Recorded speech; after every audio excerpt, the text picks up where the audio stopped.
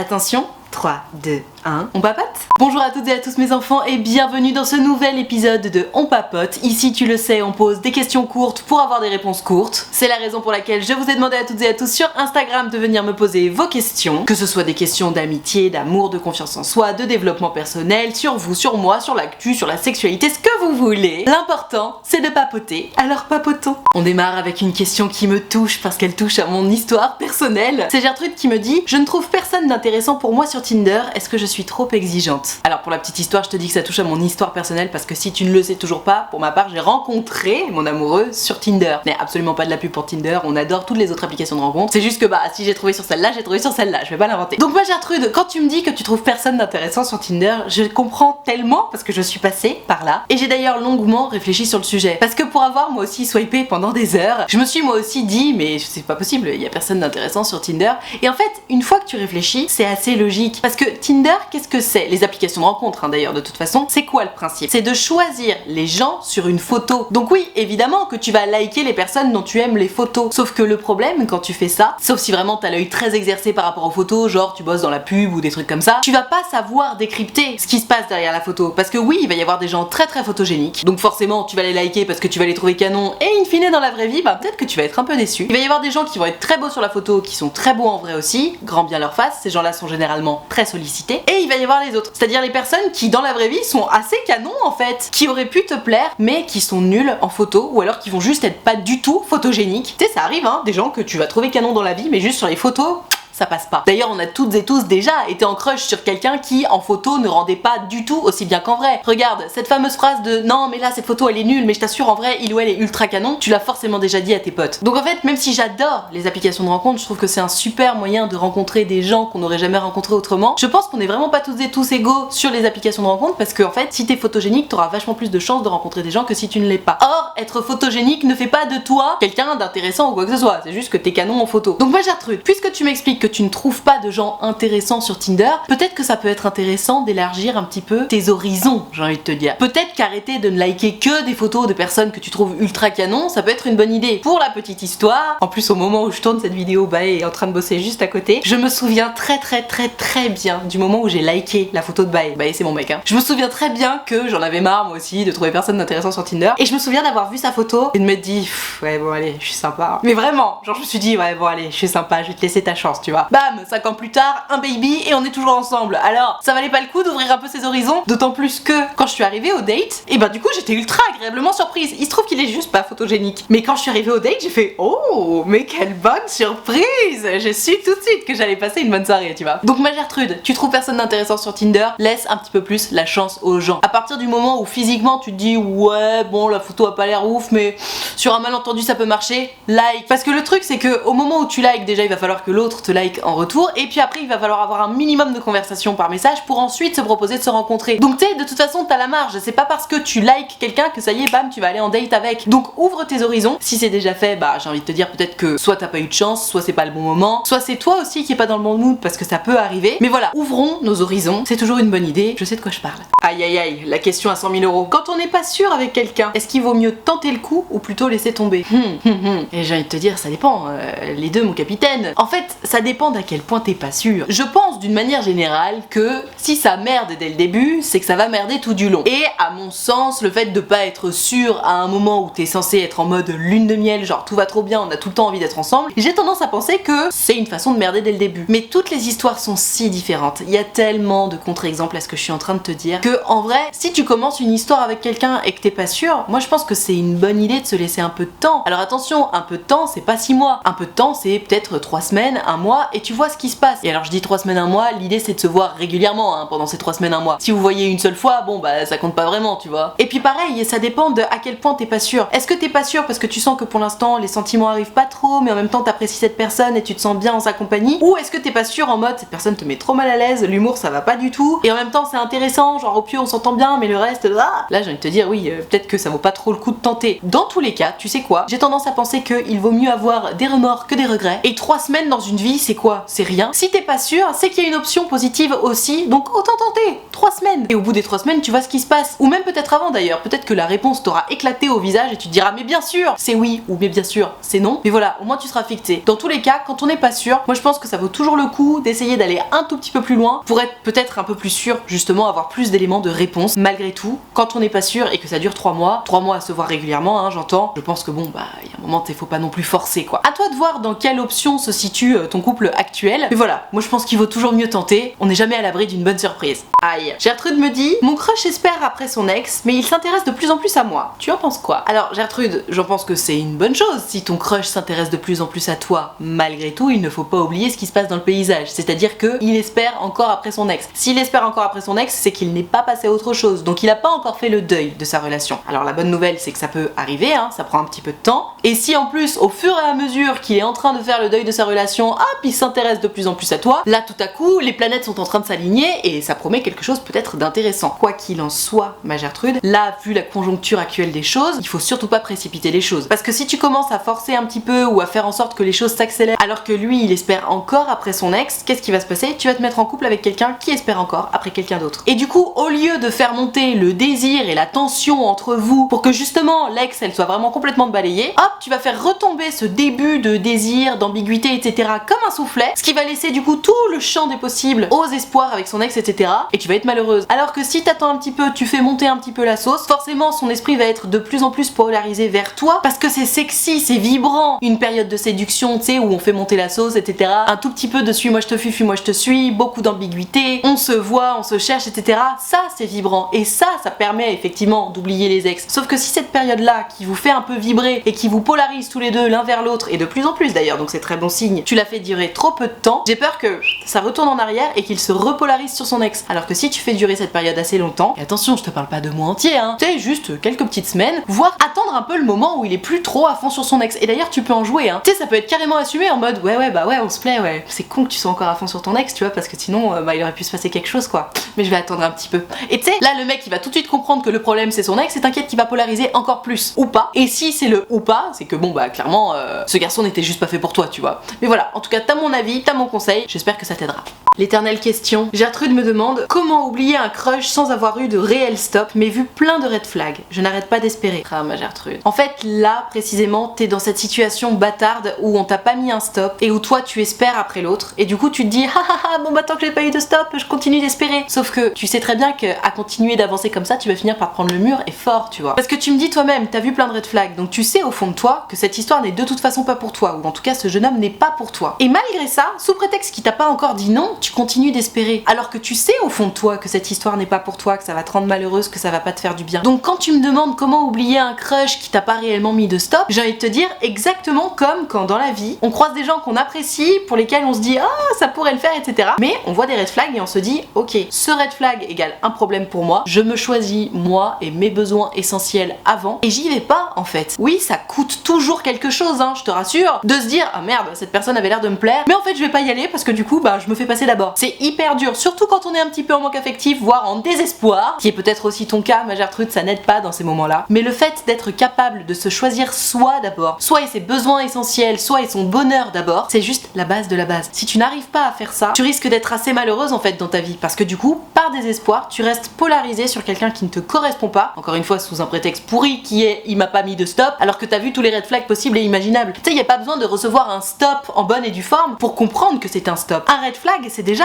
un stop. Et même si c'est pas volontaire de la part de la personne en face, un red flag, c'est un stop. Et alors attention, il y a red flag et red flag, hein. Mais si tu identifies un comportement ou des valeurs ou des recherches de relations qui ne correspondent pas à ce que tu veux et ce dont tu as besoin, c'est évidemment red flag pour toi. Et il faut savoir les prendre en considération, ces red flags. Donc oui, je sais, ça coûte cher au moment où on se dit ok, il y a eu des red flags, je vais sortir cette personne de ma vie. Ça coûte cher parce que t'es au désespoir, ça coûte cher parce que t'as besoin d'amour et que tu t'es focalisé sur cette personne en te disant cette personne va me donner de l'amour. Sauf que non. Et même si cette personne t'en donne, de toute façon, ça va te rendre malheureuse parce qu'il y a trop de red flags. Donc voilà, il faut se choisir soi, faut avoir beaucoup de détermination, beaucoup de courage et de se dire ok, je supprime cette personne de ma vie. Ce n'est pas facile, mais dans la vie de toute façon, il faut savoir ce qu'on veut. Si ce que tu veux, c'est être heureuse dans une relation stable, dans laquelle tu te sens bien, dans laquelle tu peux t'épanouir, c'est précisément ce qu'il faut faire. On n'a rien sans rien, mais tu peux le faire. Avec beaucoup de courage et de détermination, you can do it. Et la bonne nouvelle, c'est que le courage et la détermination, ça ne dépend que de toi. donc au travail. Attention, c'est l'instant philosophie. Gertrude me demande, est-ce que c'est forcément mal d'être une relation pansement? Alors, ma Gertrude, ça dépend de ce que tu recherches et ça dépend aussi de ce que tu ressens pour la personne en face. Si en ce moment t'es juste à la recherche d'une relation sans prise de tête, de bisous, de câlins, pas forcément un plan cul ni un sex friend, mais voilà, une petite relation sans prise de tête, on est ensemble quand même, mais voilà, on sent que ça va pas aller bien loin, c'est complètement ok d'être une relation pansement. Donc quand tu me dis être une relation pansement, j'entends que tu es le pansement de l'autre. Donc je disais, si t'es dans cette perspective-là, aucun problème. En revanche, si t'es face à quelqu'un qui vraiment est important pour toi, pour qui vraiment tu sens que tu vas développer des sentiments profonds et avec qui tu commences déjà à te projeter, être une relation pansement, c'est potentiellement un peu plus problématique. Parce que le souci, c'est que, statistiquement parlant, hein, bien entendu, une relation pansement, généralement, au bout d'un moment, on enlève le pansement et on le jette à la poubelle. Or, si t'es en train de développer des sentiments forts pour cette personne, t'as pas envie d'être tiré comme un pansement et jeté à la poubelle, tu vois. Malgré tout, encore une fois, je te parle de statistiques. Il y a plein d'histoires de relations pansements qui ont fini en histoires d'amour qui n'étaient plus du tout des pansements. Ça arrive et ce sont aussi de très belles histoires. Les statistiques ne vont pas vraiment dans ton sens, tu as moins de chances que ça arrive, que ce soit une super histoire, plutôt qu'on t'enlève comme un pansement et qu'on te jette à la poubelle, mais ça peut arriver. Dans tous les cas, idéalement, comme je disais à une Gertrude précédente, je pense que le mieux à faire quand on est à fond sur quelqu'un qui a l'air de nous faire du gringue un petit peu, mais qui a l'air d'être encore à fond sur son ex, c'est de laisser un petit peu de temps, comme ça justement, lui ou elle fait le deuil de sa relation passée et après,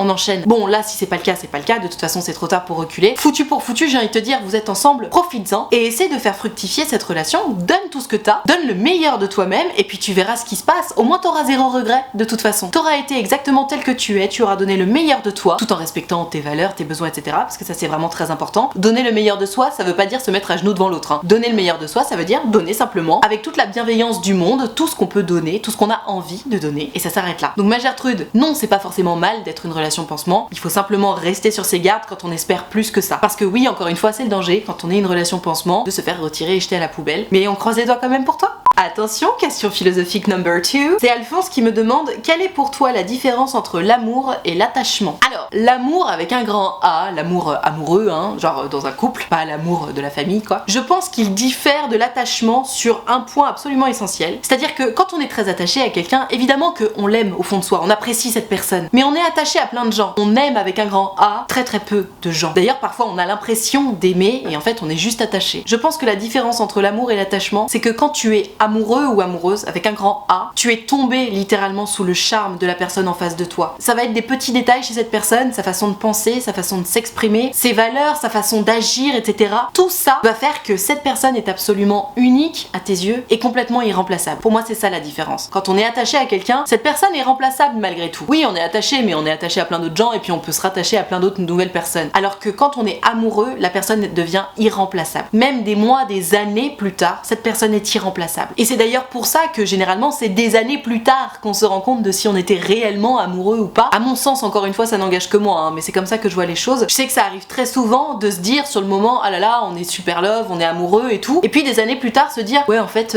non, j'étais pas amoureux ou amoureuse de cette personne, j'étais très attachée, je me berçais d'illusions, j'avais l'impression d'être avec une personne qui me correspondait, mais en fait pas du tout. Quand j'y repense, ah j'aime pas du tout cette histoire. Alors que, pour moi encore une fois, quelqu'un dont on est amoureux ou dont on a été amoureux, tu peux y repenser mais même 10, 15, 20 ans plus tard en te disant, ah c'était si beau, c'était si merveilleux. Et d'ailleurs, je pense aussi que si tu as aimé quelqu'un avec un grand A, tu l'aimes toute ta vie. Alors évidemment plus forcément de la même façon, t'es peut-être pas en train de le ou la désirer sexuellement tous les jours non plus, hein, on espère quand même. Mais pour moi, quelqu'un que tu as aimé avec un grand A, c'est quelqu'un que tu gardes dans ton cœur pour toujours quoi. Parce que cette personne t'a marqué au fer rouge, parce que cette personne est juste pas remplaçable. Voilà, c'est mon avis à moi. Hésite pas à me donner ton avis à toi dans les commentaires, d'ailleurs c'est hyper intéressant de débattre sur ce sujet-là. Mais j'espère que ça t'aura aidé à y voir plus clair.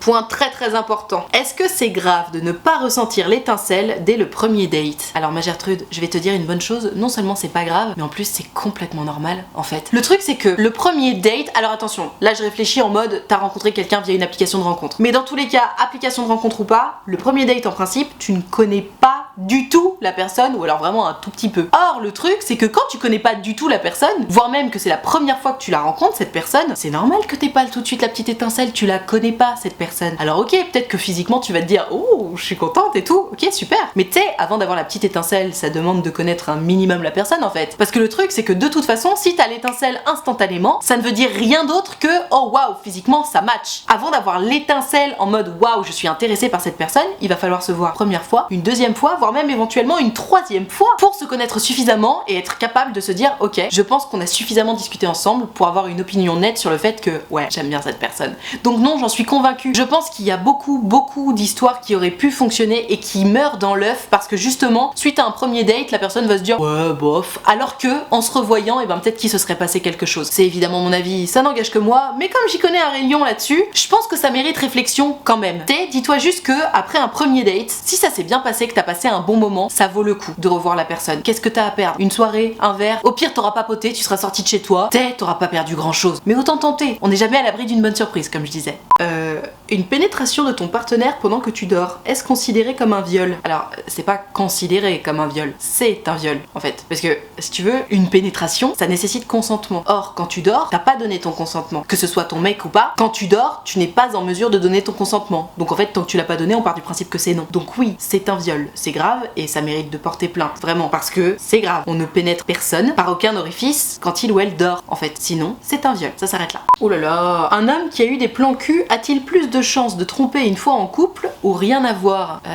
Je pense que ça a littéralement rien à voir en fait. Parce que à la limite tu me dirais, quelqu'un qui a déjà trompé son ou sa partenaire a-t-il ou a-t-elle plus de chances de tromper son ou sa future partenaire? Je te dirais bah oui, potentiellement, chien qui a mordu mordra. Mais là, si le mec a eu des plans cul dans sa vie, qu'est-ce que ça change pour la suite de l'histoire en fait? Au contraire même, j'ai envie de te dire, s'il a eu des plans cul, c'est que clairement il s'est bien marré, etc. Et que potentiellement, une fois qu'il sera en couple, bah il aura pas de frustration parce que de toute façon il aura bien kiffé avant, tu vois. Donc non, je pense qu'il faut surtout pas s'encombrer de clichés négatifs comme ça à propos des gens qui ont eu une vie sexuelle épanouie avant de se mettre en couple quoi. C'est vraiment dommage d'ailleurs d'associer les gens qui auraient eu des plans cul à des personnes qui potentiellement ne seraient pas dignes de confiance. Enfin tu sais, faut pas oublier que quand t'as des plans cul, t'es pas en couple, donc tu promets rien à personne et justement tu choisis la liberté finalement d'aller t'envoyer en l'air où tu veux, quand tu veux, avec qui tu veux. Et là, si tu me dis que cette personne se met en couple avec toi, bah c'est qu'il a décidé d'arrêter justement de s'envoyer en l'air où il veut, quand il veut, avec qui il veut, pour justement construire quelque chose avec toi. Donc non, ça a absolument rien à voir. C'est pas parce qu'il a eu des plans cul avant qu'il a plus de chances de te tromper, absolument pas. Et même, je te dis, moi j'aurais plutôt tendance à penser le contraire, quoi. Quelqu'un qui s'est bien éclaté avant, il ou elle sera forcément moins frustré et aura potentiellement moins envie d'aller voir ailleurs, je crois, je pense, que quelqu'un qui l'aurait pas fait. Même si en vrai, je ne pense même pas que ça rentre tellement en ligne de compte. La seule chose qui, pour moi, peut peut-être rentrer en ligne de compte, je te dis, c'est quelqu'un qui a déjà trompé ses partenaires par la suite.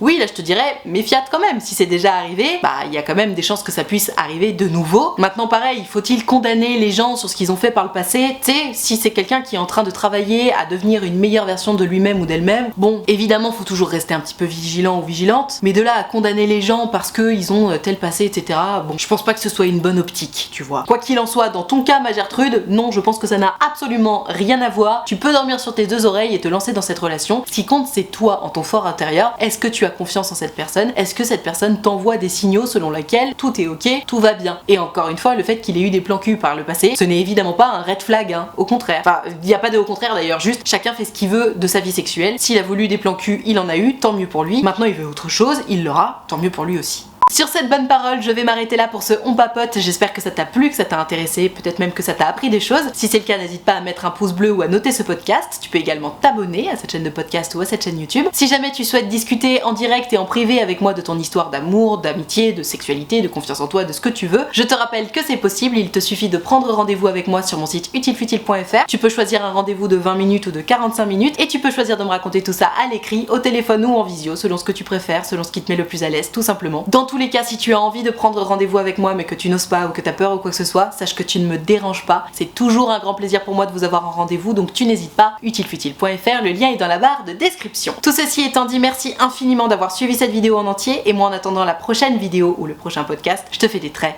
gros bisous. Ciao.